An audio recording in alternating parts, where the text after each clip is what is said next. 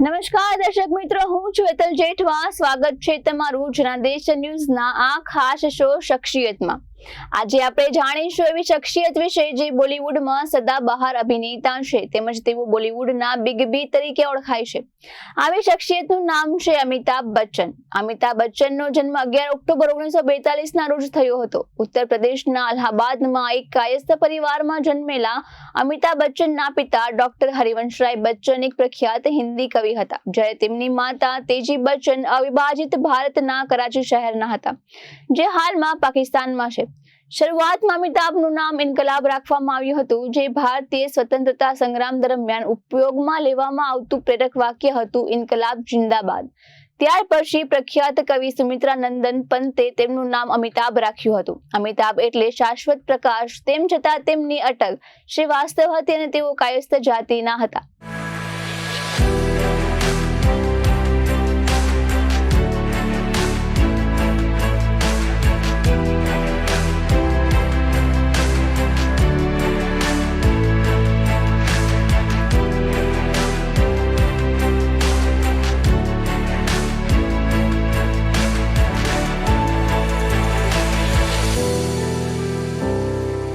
હરિવંશરાય બચ્ચનના 2 પુત્રોમાં અમિતાભ બચ્ચન સૌથી મોટા છે. તેમના બીજા પુત્રનું નામ છે અજિતાભ. તેમની માતા તેજી બચ્ચનને થિયેટરમાં ઊંડો રસ હતો અને તેમને એક ફિલ્મમાં ભૂમિકાની પણ ઓફર કરવામાં આવી હતી, પરંતુ તેમણે ગૃહિણી બનવાનું પસંદ કર્યું. તેમની કારકિર્દીની પસંદગીમાં અમિતાભ બચ્ચનની માતાની પણ કેટલીક ભૂમિકાઓ હતી, કારણ કે તેઓ હંમેશા આગ્રહ રાખતા હતા કે તેમણે કારકિર્દીનું કેન્દ્રસ્થાન બનાવવું જોઈએ. અમિતાભ બચ્ચનના પિતાનું અવસાન 2003માં થયું હતું, જ્યારે તેમની માતાનું અવસાન 21 ડિસેમ્બર 2007ના રોજ થયું હતું. અમિતાભ બચ્ચને 2 વાર MAની ડિગ્રી મેળવી છે. તેમણે અલ્હાબાદ જ્ઞાન પ્રબોધિની અને બોયઝ હાઈસ્કૂલ અને ત્યાર પછી શેરવુડ કોલેજ નૈનીતાલમાં અભ્યાસ કર્યો હતો, જ્યાં તેમને આર્ટ્સ ફેકલ્ટીમાં પ્રવેશ મળ્યો હતો.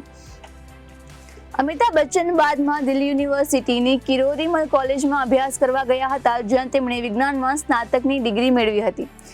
20ના દાયકામાં અમિતાભ બચ્ચન અભિનયમાં કારકિર્દી બનાવવા માટે કોલકાતાની એક શિપિંગ કંપની બર્ડ એન્ડ કંપનીમાં ભાડાના દલાલ તરીકેની નોકરી છોડી દીધી. 3 જૂન 1973ના રોજ તેમણે અભિનેત્રી જયા બહાદુરી સાથે બંગાળી વિધિવત લગ્ન કર્યા અને તેમને 2 બાળકો પણ છે, પુત્રી શ્વેતા અને પુત્ર અભિષેક બચ્ચન. અમિતાભ બચ્ચન ભારતીય ફિલ્મ ઇન્ડસ્ટ્રીના બોલિવૂડના અભિનેતા અને પ્રખ્યાત હિન્દી સાહિત્યકાર હરિવંશરાય બચ્ચનના પુત્ર છે. તેમણે 1970ના દાયકા દરમિયાન ખૂબ જ લોકપ્રિયતા મેળવી અને ત્યારથી તેઓ ભારતના સિનેમાના ઇતિહાસમાં એક મુખ્ય વ્યક્તિ બની ગયા છે. અમિતાભ બચ્ચને તેમની કારકિર્દીમાં દાદા સાહેબ ફાળકે પુરસ્કાર, 3 રાષ્ટ્રીય ફિલ્મ પુરસ્કારો અને 12 ફિલ્મફેર એવોર્ડ જીત્યા છે. આ સહિત તેમણે અસંખ્ય પુરસ્કારો પણ જીત્યા છે. સૌથી વધુ શ્રેષ્ઠ અભિનેતા ફિલ્મફેર એવોર્ડનો રેકોર્ડ તેમના નામે છે. અભિનય ઉપરાંત અમિતાભ બચ્ચન 1984 થી 1987 સુધી પ્લેબેક સિંગર, ફિલ્મ નિર્માતા, ટીવી પ્રસ્તુતિકર્તા અને ભારતીય સંસદના ચૂંટાયેલા સભ્ય તરીકે કામ કર્યું છે. તેમણે ઘણા વર્ષોથી લોકપ્રિય ભારતીય TV show Kaun Banega કરોડપતિમાં host તરીકેની ભૂમિકા પણ ભજવી છે. આ શોમાં તેમના દ્વારા કરવામાં આવેલ એડ્રેસ લેડીઝ એન્ડ જેન્ટલમેનની ખૂબ જ ચર્ચા થઈ હતી. અભિષેક બચ્ચન એક પ્રખ્યાત અભિનેતા છે, જેમણે ભૂતપૂર્વ મિસ વર્લ્ડ અને અભિનેત્રી ઐશ્વર્યા રાય સાથે લગ્ન કર્યા છે. પોલિયો નાબૂદી અભિયાન બાદ અમિતાભ બચ્ચને તમાકુ નિષેધના પ્રોજેક્ટ પર પણ કામ કર્યું છે. અમિતાભ બચ્ચને એપ્રિલ 2005માં યુનિસેફ દ્વારા તેમના HIV એઇડ્સ અને પોલિયો નાબૂદીના અભિયાન માટે ગુડવિલ એમ્બેસેડર તરીકે નિયુક્ત કરવામાં આવ્યા હતા. અમિતાભ બચ્ચન કે જેઓ તેમની સારી ઊંચાઈ અને ભારે અવાજ માટે જાણીતા છે, તેમને આ 2 ગુણો છે, જેના કારણે તેમનો અનેકવાર અસ્વીકાર કરવામાં આવ્યો હતો. મૂવી નિર્માતાઓ તેમની લાંબી ઊંચાઈને કારણે તેમને રિજેક્ટ કરતા હતા, કારણ કે તે સમય દરમિયાન ઊંચા કલાકારોને સ્વીકારવામાં આવ્યા ન હતા અને જ્યારે તેમણે રેડિયો જોકી માટે ઓડિશન આપ્યું હતું ત્યારે તેમના ભારે અવાજના કારણે ઓલ ઇન્ડિયા ઓફ રેડિયો દ્વારા તેમને રિજેક્ટ કરવામાં આવ્યા હતા. તેમણે સંપૂર્ણ રીતે ભાંગી પડ્યા હતા અને તેમણે આ ઇન્ડસ્ટ્રી છોડી દેવાનો નિર્ણય કર્યો હતો, પરંતુ ત્યાર પછી તેમણે ફિલ્મ સાત હિન્દુસ્તાનીથી બોલિવૂડમાં પહેલો બ્રેક મળ્યો હતો, જેના માટે તેમણે રાષ્ટ્રીય પુરસ્કાર પણ જીત્યો હતો. આ મૂવીની સફળતા પછી તેમણે આનંદ અને જંજીરમાં ભૂમિકા મેળવવા માટે 2 વર્ષ સુધી સંઘર્ષ કર્યો હતો, જેને તેમનું સંપૂર્ણ જીવન બદલી નાખ્યું હતું. અમિતાભ બચ્ચને ઉત્પલ દત્ત, મધુ અને જલાલ આગા જેવા કલાકારો સાથે અભિનય કરતી ખ્વાજા અહેમદ અબ્બાસ દ્વારા દિગ્દર્શિત ફિલ્મ સાત હિન્દુસ્તાનીના 7 કલાકારોમાંના એક કલાકાર તરીકે ફિલ્મોમાં તેમની કારકિર્દીની શરૂઆત કરી હતી. આ ફિલ્મને આર્થિક સફળતા મળી ન હતી, પરંતુ અમિતાભ બચ્ચનને તેમની પ્રથમ ફિલ્મ માટે નેશનલ ફિલ્મ એવોર્ડનો શ્રેષ્ઠ નવોદિત એવોર્ડ મળ્યો હતો. આર્થિક સફળ અને વિવેચકો દ્વારા વખાણાયેલી ફિલ્મ પછી આનંદ નામની બીજી ફિલ્મ આવી હતી, જેમાં તેમણે તે સમયના લોકપ્રિય અભિનેતા રાજેશ ખન્ના સાથે કામ કર્યું હતું.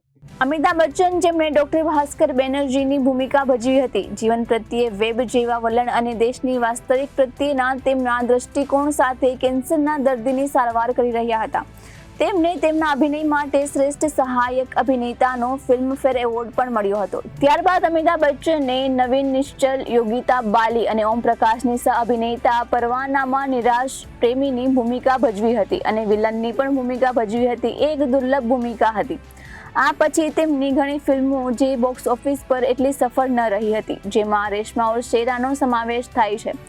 તે દિવસોમાં તેમણે ગુડ્ડી ફિલ્મોમાં મહેમાન કલાકારની ભૂમિકા ભજવી હતી, જેમાં ધર્મેન્દ્ર અને તેમની પત્ની જયા બહાદુરી પણ તેમની સાથે હતા. તેમના શક્તિશાળી અવાજ માટે તેઓ જાણીતા છે. અમિતાભ બચ્ચનને પાછળથી તેમની કારકિર્દીની શરૂઆતમાં ફિલ્મ બાવરચીના કેટલાક ભાગોનું વર્ણન કર્યું હતું. 1972માં એસ રામનાથન દ્વારા નિર્દેશિત કોમેડી ફિલ્મ બોમ્બે ટુ ગોવામાં તેમણે ભૂમિકા ભજવી હતી. તેમણે અરુણા ઈરાની, મહેમૂદ અનવર અલી અને નાસિર હુસૈન જેવા કલાકારો સાથે કામ કર્યું છે. તેમના સંઘર્ષના દિવસો દરમિયાન તેઓ અભિનેતા, દિગ્દર્શક અને કોમેડી કિંગ મહેમૂદ સાહેબના ઘરે 7 વર્ષ સુધી રહ્યા હતા. 1973માં જ્યારે પ્રકાશ મહેરાએ તેમની ફિલ્મ જંજીરમાં તેમને ઇન્સ્પેક્ટર વિજય ખન્નાની ભૂમિકા ભજવવાની તક આપી, ત્યારે અહીંથી તેમની કારકિર્દીમાં નવો વળાંક આવ્યો હતો. આ ફિલ્મમાં તેમના પહેલાના રોમેન્ટિક પ્રિમાઇસીસની છેડછાડ હતી, જેમાં તેમણે અમિતાભ બચ્ચનને એક ગુસ્સેલ વ્યક્તિ તરીકે નવી ભૂમિકામાં જોયા હતા, જે બોલિવૂડ એક્શન હીરો બની ગયા હતા. આ એ પ્રતિષ્ઠા હતી જેમણે તેમની પાછળથી હાંસલ કરેલી ઘણી ફિલ્મોમાં આ એક્શન ફિલ્મોનું પાલન કર્યું હતું. બોક્સ ઓફિસ પર મોટી સફળતા મેળવનાર અભિનેતા તરીકે તેમની આ પ્રથમ ફિલ્મ હતી, જેના કારણે તેમને શ્રેષ્ઠ અભિનેતાનો ફિલ્મફેર પુરસ્કાર મળ્યો હતો. 1973 એ વર્ષ હતું જ્યારે તેમણે જયા બચ્ચન સાથે લગ્ન કર્યા હતા. આ સમય દરમિયાન માત્ર જંજીરમાં જ નહીં, પરંતુ અભિમાન જેવી ઘણી ફિલ્મોમાં તેઓ દેખાયા હતા, જે તેમના લગ્નના 1 મહિના પછી રિલીઝ થઈ હતી. બાદમાં તેમને ઋષિકેશ મુખર્જી દ્વારા નિર્દેશિત અને બિરે ચેટર્જી દ્વારા લિખિત ફિલ્મ નમક હરામમાં વિક્રમની ભૂમિકા મળી હતી, જેમાં તેમને મિત્રતાનો સારો સાર દર્શાવવામાં આવ્યો હતો. રાજેશ ખન્નાએ અને રેખાએ તેમની સામેની તેમની સહાયક ભૂમિકામાં ખૂબ જ પ્રશંસા કરવામાં આવી હતી. તેમને શ્રેષ્ઠ સહાયક અભિનેતાનો ફિલ્મફેર એવોર્ડ આપવામાં આવ્યો હતો. 1979માં અમિતાભ બચ્ચને ફિલ્મ શ્રી નટવરલાલ માટે તેમની સહ-અભિનેત્રી રેખા સાથે કામ કરતી વખતે પ્રથમ ગીત ગાવા માટે તેમના અવાજનો ઉપયોગ કર્યો હતો. ફિલ્મમાં તેમના અભિનય માટે તેમને શ્રેષ્ઠ અભિનેતાનો પુરસ્કાર અને મેલ પ્લેબેક સિંગર માટે તેમને શ્રેષ્ઠ ફિલ્મ પુરસ્કાર મળ્યો હતો. 1979માં તેમણે કાલા પથ્થર માટે શ્રેષ્ઠ અભિનેતાનો એવોર્ડ જીત્યો હતો અને 1990માં રાજ ખોસલા દ્વારા નિર્દેશિત ફિલ્મ દોસ્તાના માટે ફરીથી તેમને નામાંકિત કરવામાં આવ્યા હતા, જેમાં શત્રુઘ્ન સિન્હા અને જીનત અમાન સહ-અભિનેતા હતા. દોસ્તાના વર્ષ 1980ની ટોચની ફિલ્મ સાબિત થઈ હતી. 1981માં તેમણે યશ ચોપરાની ડ્રામા ફિલ્મ સિલસિલામાં તેમની પત્ની જયા અને કથિત ગર્લફ્રેન્ડ રેખા સાથે કામ કર્યું હતું. આ યુગની અન્ય ફિલ્મોમાં રામ બલરામ, શાન, લાવારિસ અને શક્તિ જેવી ફિલ્મોનો સમાવેશ થાય છે, જેણે તેમને દિલીપ કુમાર જેવા અભિનેતા સાથે સરખામણી કરી હતી. અમિતાભ બચ્ચનના અકસ્માત બાદ દિગ્દર્શક મનમોહન દેસાઈએ કુલી ફિલ્મનો અંત બદલી નાખ્યો હતો. અમિતાભ બચ્ચનનું પાત્ર મૂળ ફિલ્મમાં તેમનું મૃત્યુ પામવાનું હતું, પરંતુ સ્ક્રિપ્ટમાં ફેરફાર કર્યા પછી તેમને અંતે જીવતા બતાવવામાં આવ્યા હતા. દેસાઈએ તેમના વિશે કહ્યું હતું કે આવા માણસ માટે કહેવું બિલકુલ અયોગ્ય હશે કે તે વ્યક્તિ વાસ્તવિક જીવનમાં મૃત્યુ સામે લડી ચૂક્યા હોય અને બચી ગયા હોય તેને પડદા પર મૃત્યુથી આગળ નીકળી જવું જોઈએ. આ રિલીઝ થયેલી ફિલ્મમાં પ્રથમ દ્રશ્યનો અંત એક નિર્ણાયક બિંદુ તરીકે બંધ કરવામાં આવ્યું હતું અને તેમની નીચે કેપ્શન દેખાયું હતું, જેમાં જણાવાયું હતું કે અભિનેતા ઘાયલ થયા છે. અકસ્માત વિશે પ્રચારની ખાતરી કરવી તેને માયસ્થેનિયા ગ્રેવિસ થયો છે, કાં તો તે પોર્ટર અકસ્માતના લીધે લીધેલી દવાઓના ઓવરડોઝના કારણે અથવા તો બહારથી વધારાનું લોહી આપવામાં આવ્યું હતું.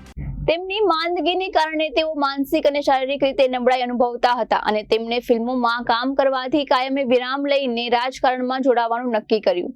આ તે સમય હતો જ્યારે તેમણે તેમની ફિલ્મ કારકિર્દી અંગે નિરાશાવાદી માનસિકતા વિકસાવી હતી અને દર શુક્રવારે રિલીઝ થનારી નવી ફિલ્મોનો પ્રતિસાદથી તેઓ ચિંતિત હતા. દરેક રિલીઝ પહેલા તે નકારાત્મક વલણનો પ્રતિભાવ આપતા હતા કે આ ફિલ્મ ફ્લોપ થશે. 1984માં અમિતાભે અભિનયમાંથી થોડો સમય લીધો અને પોતાના જૂથ મિત્ર રાજીવ ગાંધીના સમર્થનમાં રાજકારણમાં ઝંપલાવ્યું હતું. તેમણે ઉત્તર પ્રદેશના ભૂતપૂર્વ મુખ્યપ્રધાન હેમવંતી નંદન બહુગુણાને અલ્હાબાદ લોકસભામાં બેઠક પરથી હરાવ્યા હતા. સામાન્ય ચૂંટણીના ઇતિહાસમાં સૌથી વધુ માર્જિન સાથે તેમનો વિજય નોંધાવ્યો હતો. જોકે તેમની રાજકીય કારકિર્દી માત્ર ટૂંકા ગાળાની હતી, જે પછી તેમણે 3 વર્ષ પછી તેમની રાજકીય મુદ્દત પૂરી કર્યા વિના રાજીનામું આપ્યું હતું. રાજીનામા પાછળનું કારણ એ હતું કે બોફોર્સ વિવાદમાં તેમના ભાઈનું નામ અખબારમાં આવવાનું હતું, જેમના કારણે તેમને કોર્ટમાં જવું પડ્યું હતું. આ મામલામાં અમિતાભ બચ્ચન દોષિત નથી, પરંતુ તેમના જૂના મિત્ર અમરસિંહે તેમની કંપની ABCLની નિષ્ફળતાને કારણે નાણાકીય કટોકટી દરમિયાન તેમની મદદ કરી હતી. આ પછી અમિતાભ બચ્ચનને અમરસિંહની રાજકીય પાર્ટી સમાજવાદી પાર્ટીને સમર્થન આપવાનું શરૂ કર્યું હતું. જયા બચ્ચને સમાજવાદી પાર્ટીમાં જોડાયા હતા અને રાજ્યસભાના સભ્ય બન્યા હતા. આ પછી આ પ્રવૃત્તિ માટે તેમને ફરી એકવાર મુશ્કેલીમાં મૂક્યા હતા. તેમણે પોતે ખેડૂત હોવાના ખોટા દાવા અંગે કાયદાકીય કાગળો રજૂ કરવા માટે કોર્ટમાં જવું પડ્યું હતું. બહુ ઓછા લોકો જાણે છે કે સ્વયંભૂ પ્રેસે અમિતાભ બચ્ચન પર કેટલાક પ્રતિબંધો મૂક્યા હતા. સ્ટારડસ્ટ અને અન્ય કેટલાક સામાયિકો ભેગા મળીને એક કન્સોર્ટિયમ બનાવ્યું હતું, જેમાં અભિનેતા અમિતાભ બચ્ચનના સુકાન દરમિયાન 15 વર્ષ માટે તેમનો પ્રતિબંધ મૂકવામાં આવ્યો હતો.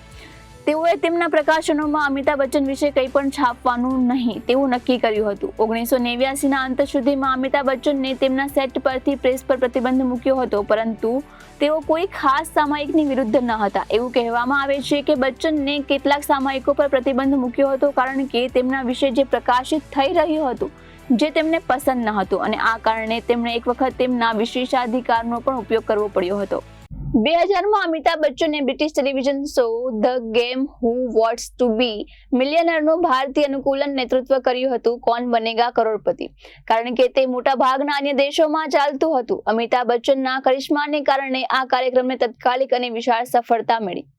એવું માનવામાં આવે છે કે અમિતાભ બચ્ચન શો ચલાવવા માટે દર સાપ્તાહિક એપિસોડમાં 25 લાખ રૂપિયા લીધા હતા, જેના કારણે અમિતાભ બચ્ચનને તેમના પરિવારને નૈતિક અને આર્થિક બંને રીતે ભારે તંગીનો સામનો કરવો પડ્યો હતો. આ અગાઉ ABCLની જંગી નિષ્ફળતાને કારણે અમિતાભ બચ્ચનને ભારે આંચકો લાગ્યો હતો.